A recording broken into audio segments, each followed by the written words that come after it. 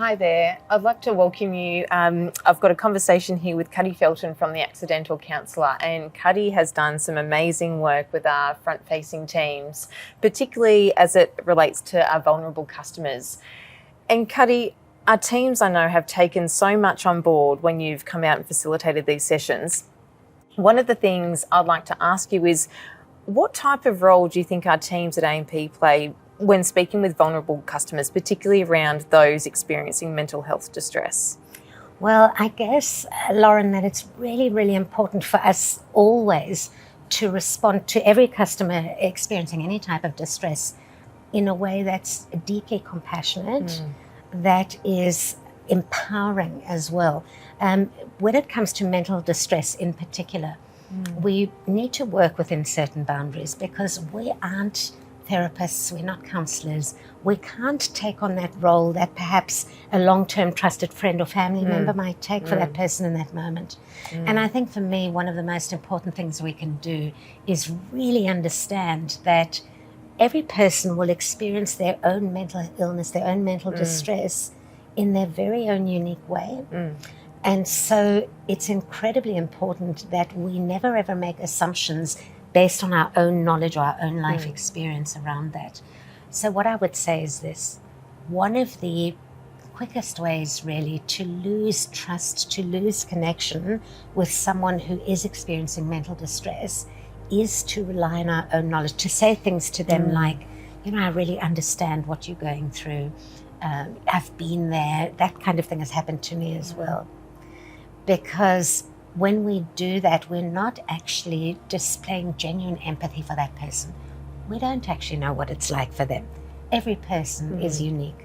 So when it comes to mental illness or any other vulnerability that a person's experiencing, the really respectful, the effective, the ethical approach always is when there is something we need to know about how that's impacting them, the respectful approach is to ask and not assume. And I guess respect is at the core of our response always to all of our vulnerable customers, making sure that we never assume that either we know or that we have the solution or that we are able to give them advice. This is about respecting that people do have their own knowledge, their own skills, and really empowering them to make their own decisions, their own choices going forward.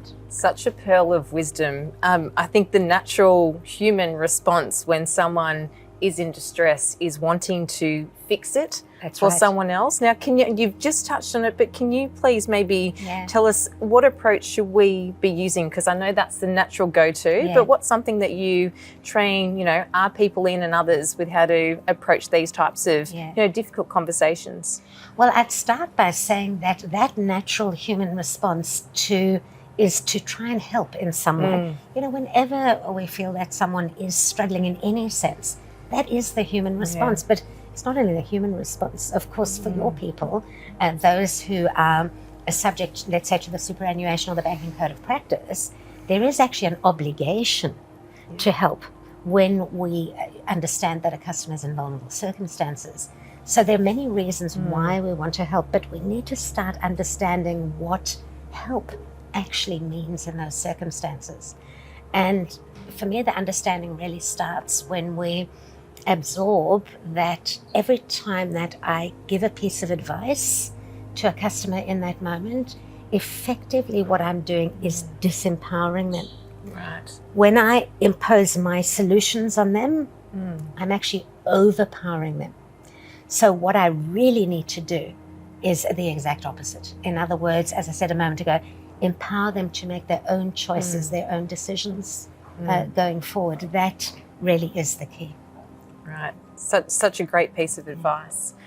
The other thing that I took on board when sitting through your training session was around those personal and professional boundaries when speaking with someone in a vulnerable situation.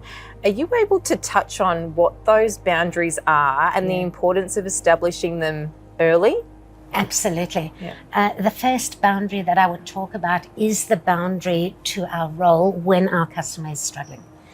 Again, because we want to help, we often will stray well beyond the boundary of our role.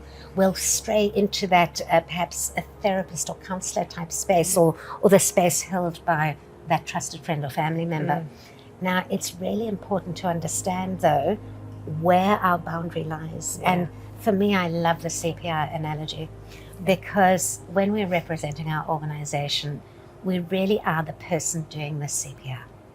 We are not the paramedic. We also aren't the heart surgeon or who's going to fix the person up in the long run. And here's the point, I guess. Every time in our organisational capacity that we stray beyond that CPR role in that moment with that customer, what we're actually doing in that moment is we are now making ourselves the barrier between that customer and the help that they actually need.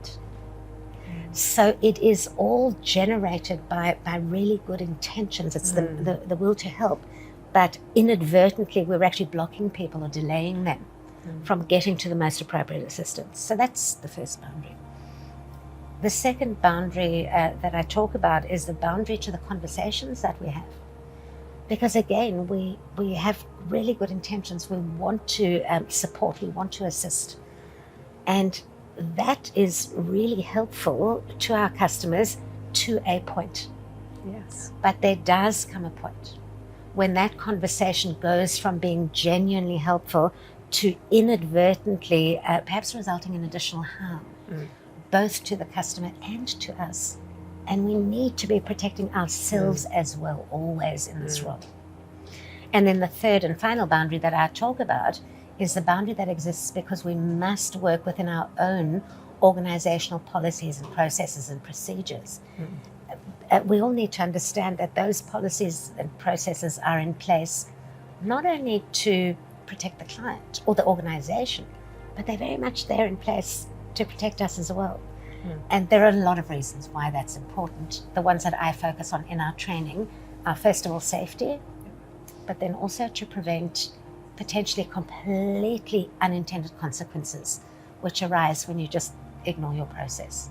So understanding, really absorbing, understanding why those boundaries are so important is critical. It's one of the ways in which we reduce a lot of the impact of other people's distress or trauma on us as well. You mentioned self-care, and I must admit that term was foreign to me until I was about 30. So I've got to thank my husband for letting me know what self-care was. That's a key part of your training, and I know in the protocols we've developed at AMP off the back of your training, which I know the teams are finding really empowering, a part of that is time for self-care. From your experience, can you just talk a little bit more about why self-care is so important, particularly after having an intense or difficult conversation, particularly with a vulnerable customer? So there are so many different aspects to self-care and to what it means. There is the immediate self-care, immediately after you've had that conversation, when you are feeling affected or impacted in some way. Right there in that moment, it's very, very important to find a way to, I'm going to call it decompress. To try and take a moment to breathe, to not take that emotional response with you to the next call and the next and the next and home at night. Yes. So we do look at in the training at how we can really achieve that. When we are impacted, then it's about knowing what the supports are that are available to us. And within AMP, there are so many different programs and really valuable supports, as well as understanding the value of your EAP as well. But those are really work-related and very often in-the-moment-related aspects of self-care. In addition to that, in our own personal life, we have to take the time to breathe, to experience joy. Because unfortunately, for many frontline teams in particular, one of the things that happens through dealing with vulnerable customers all of the time is that their own view of their own world starts changing. And that's a very big sign of compassion fatigue or working towards burnout. So we need to be very present in our own lives as well, take self-care for ourselves too. Well, I just want to say thank you so much, Cutty, because the work that you've done at AMP with our teams has really empowered our people. And I know firsthand, I've had some reports come through from our teams that have been able to use our protocols, which are based off your training, particularly when dealing with customers that are going through some mental health distress. So thank you. And it's been a pleasure working with you, and I'd love to continue this relationship. Thank you. My pleasure. Thank you so much for having me.